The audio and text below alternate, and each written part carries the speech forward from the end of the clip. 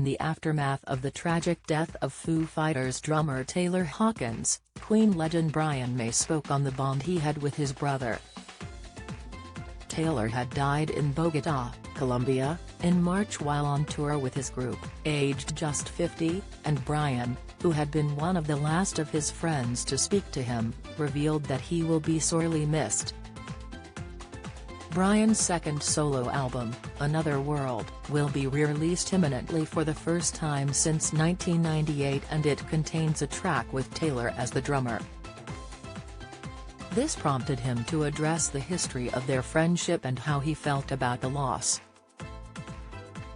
"God, I wish I could have been there to help him through that, whatever it was," Brian exclaimed of his demise. "When Taylor stepped in to do a track, he gave me a wonderful injection of energy, friendship, joy and light, and now has gone. Which is awful," he lamented. Brian confirmed that the collaboration had been one of the first album sessions Taylor had ever done.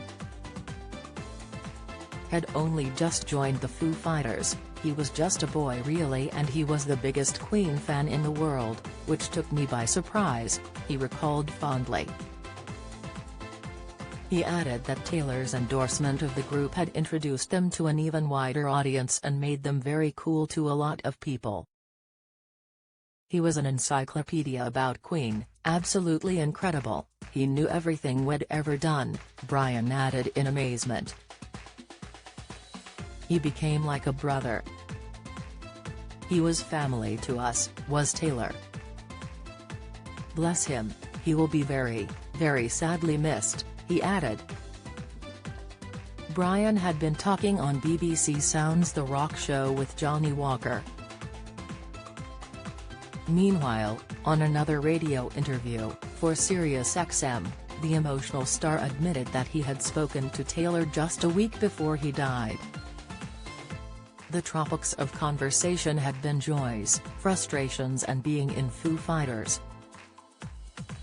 Meanwhile, during Taylor's last ever show, he had done something that the avid Queen fan had already done numerous times before and covered one of their songs.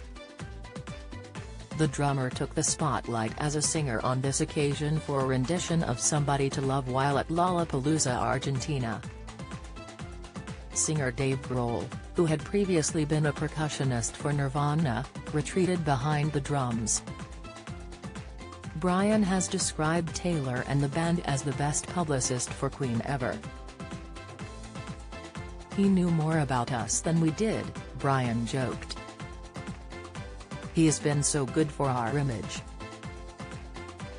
He kind of regarded us as cool, which at the time a lot of people didn't.